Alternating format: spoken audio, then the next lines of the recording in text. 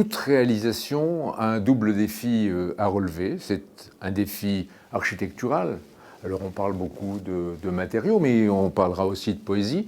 Et un défi qui est un défi urbain. C'est la ville qui nous attend, cette ville qui se transforme et cette réponse permanente qui doit être faite à une attente qui est une attente de pratique collective.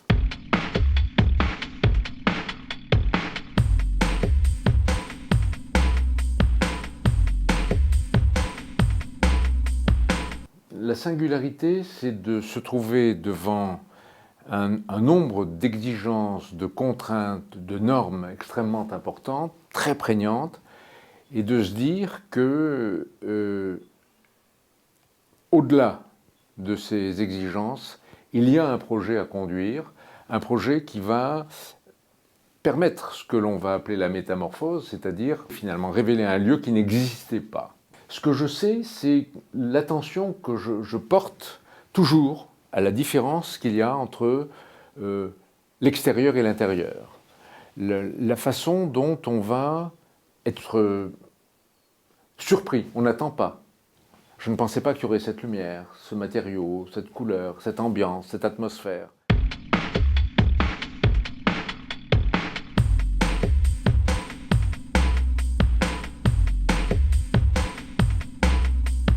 L'université d'Assas n'est pas un bâtiment qui va briller par son enveloppe.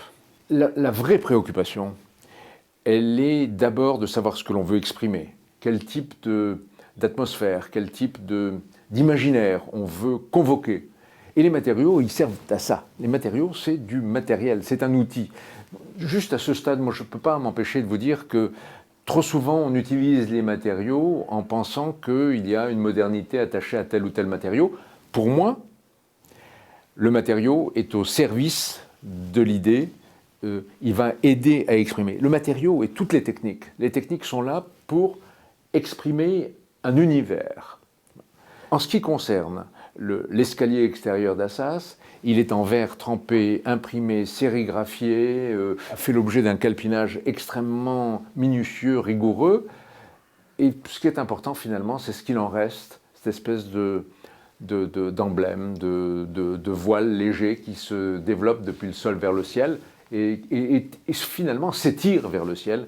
Et ça, c'est ce qui reste une fois qu'on a utilisé les différents matériaux dont je vous ai parlé.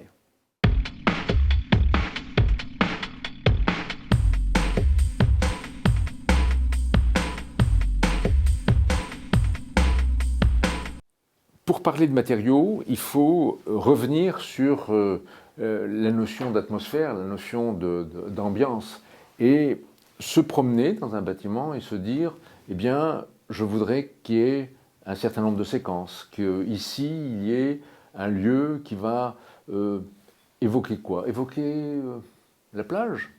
On est au soleil, tiens, ben, ça sera doré.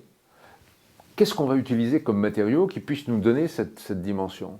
Qu'est-ce qu'on va utiliser comme matériau qui pourra répondre à toutes les normes, à tous les règlements? Mais les matériaux vont être sur les faux plafonds, sur les habillages des poteaux, puisque tous les habillages ont été faits en aluminium.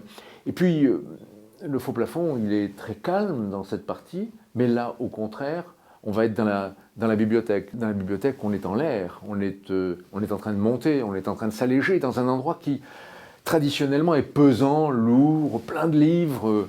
Eh bien, essayons de faire en sorte qu'on se sente... Vous savez, l'idée que j'ai, c'est les ailes du désir. Voilà, il y a un ange.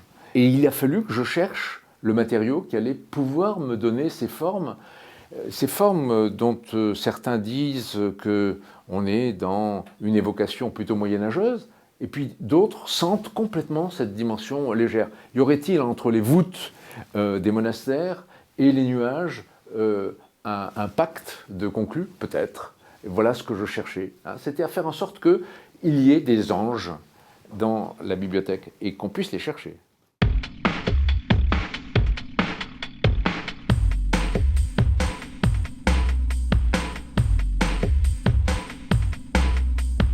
Je suis un homme de la diversité. de la diversité des matériaux, mais de la diversité des espaces, de la diversité des lieux, pour provoquer l'appropriation, pour qu'on offre quelque chose et que ce quelque chose soit continué, puisse être poursuivi, pour qu'on se sente bien quelque part.